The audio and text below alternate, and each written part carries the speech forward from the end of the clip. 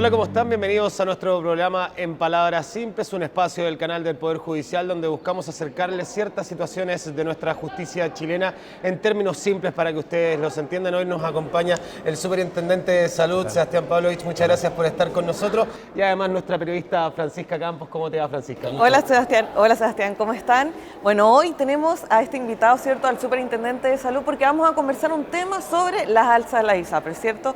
Un tema que ha causado en los últimos años una connotación a nivel país. Para saber más sobre esta información, los invito a que revisemos la siguiente nota introductoria. El número de reclamos que presentan los afiliados al sistema de ISAPRES va en aumento. En 2015, el 91% de los 147.000 recursos de protección ingresados a las Cortes de Apelaciones del país fue contra alguna ISAPRE y sus alzas unilaterales en el precio de los planes. El 99% de los fallos fue favorable a los cotizantes. La Superintendencia de Salud apoya la judicialización del sistema de ISAPRES y recibe también reclamos de parte de los cotizantes. Sin embargo, el trámite se hace más lento, debido a que las aseguradoras interponen recursos de queja como respuesta. Así, las causas ingresan de igual forma a las Cortes de Apelaciones. Según datos de la Unidad de Protecciones de la Corte de Apelaciones de Santiago, creada el año 2011, el aumento promedio por ingreso es de 20.000 recursos al año. Bueno, veíamos las cifras, Sebastián, ¿cierto? Un 91% de estos recursos de protección tienen que ver con esta alza de las ISAPRES. ¿A qué se debe esto? Y también nos podrías un poco, porque algo de lo que hemos visto es que algunas personas o van a la superintendencia o vienen o lo presentan en la justicia, ¿cierto? Entonces, ¿cuál es la manera más adecuada para también reducir un poco esto?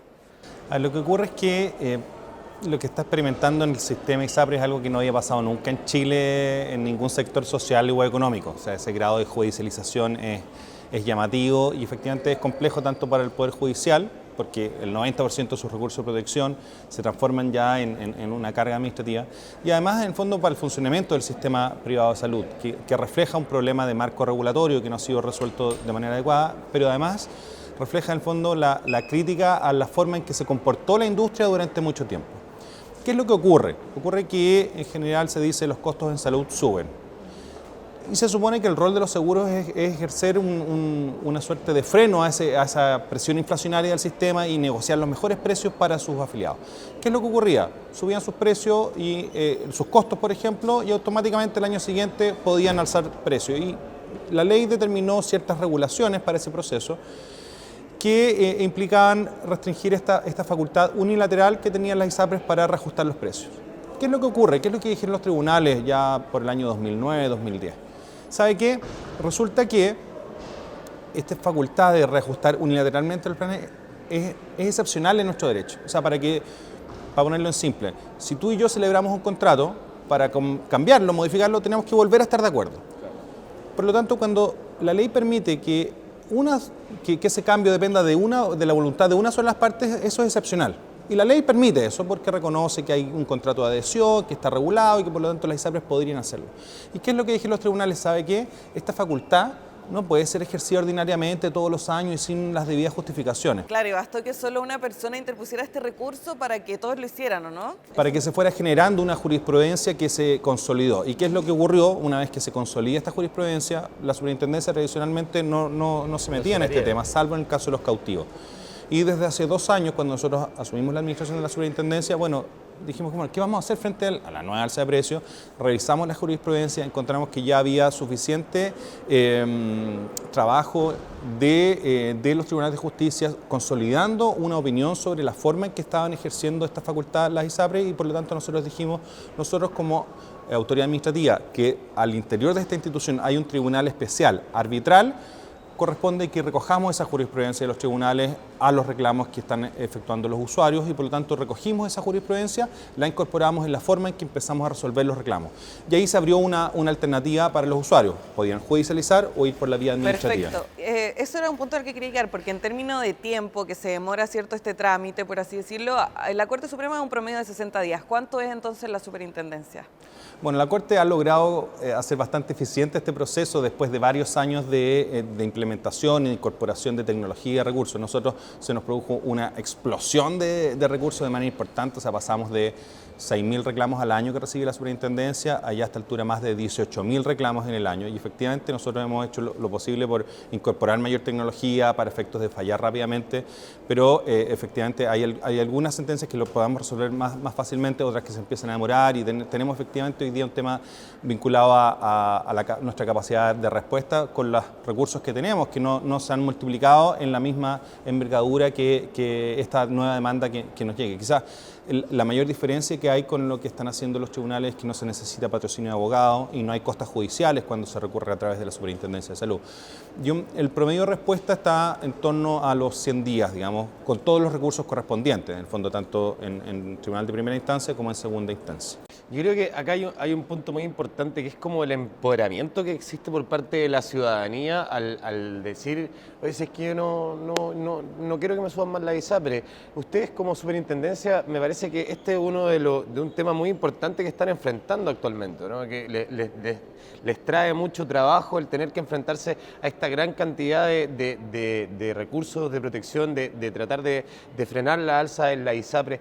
Pero en el fondo, ¿cómo se puede hacer como para poder como llegar a algún cierto equilibrio de esto para que hoy en día no exista un 90% de los recursos de protección que están ingresando a la Corte Suprema que sean por la ISAPRE? O sea, al final como que pareciera que la justicia chilena estuviera trabajando solamente para este tema.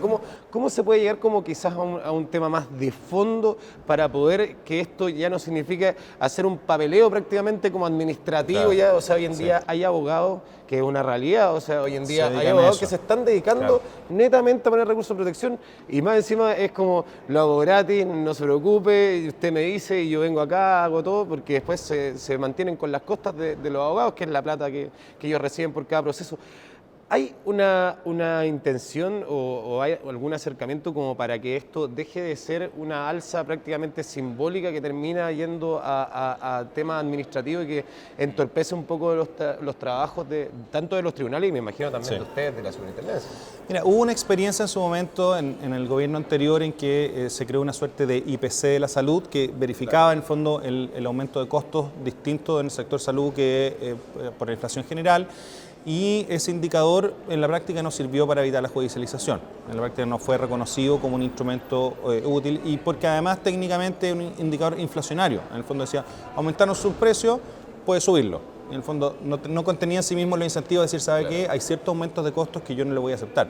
Yo puedo entender que hay aumentos de costos vinculados a incorporación de nuevas tecnologías, a envejecimiento de la población, incluso a un mayor uso de las personas, justamente porque no solamente están más empoderadas, sino que además tienen más necesidades, están exigiendo más a todos los sistemas, los de salud, de seguridad social, etc. Pero hay otros aumentos de costos que uno dice, bueno, pero ojo, hay que ir integración vertical, aquí uno va a un prestador y a veces te dan 10 exámenes más de los que necesita. Entonces, ¿cuántos de esos aumentos de costos tenemos que reconocer al sistema? ¿Y cuántos de esos aumentos de costos no están vinculados a mayor calidad, a mayor eficiencia, sino que simplemente, digamos, a buscar otra manera de canalizar recursos hacia los prestadores que a su vez están integrados por vía holding?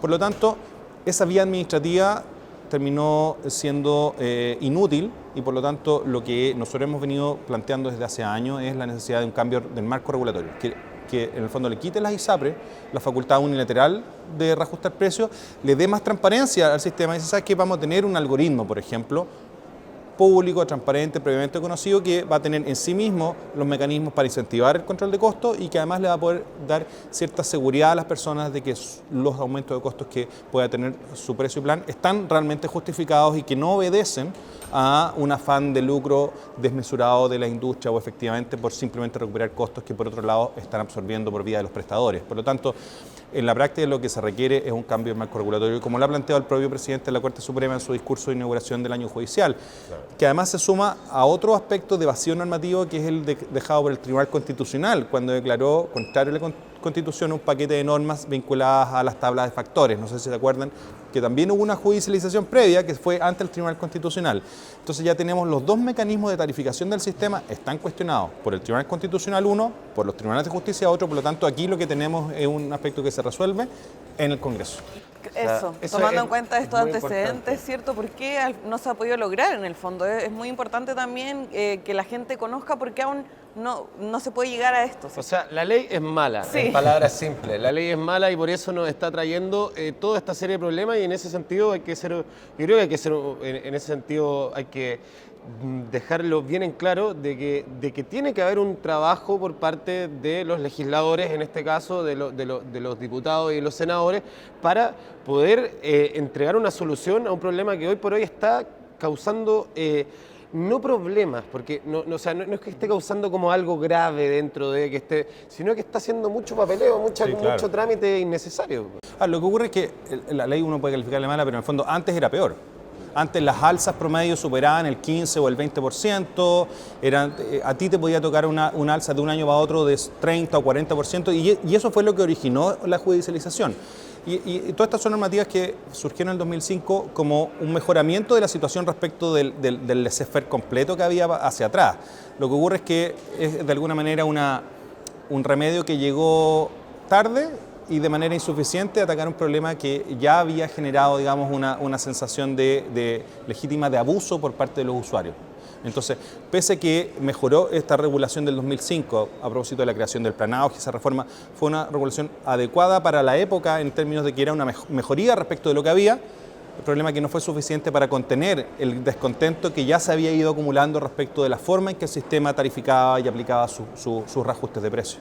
Sebastián, te queremos agradecer por tu tiempo, muchísimas Vale, gracias por encantado. acompañarnos en Palabras Simples. Yo me aprovecho también de despedir de nuestra periodista Francisca. Muchas gracias, Francisca, también por estar con nosotros.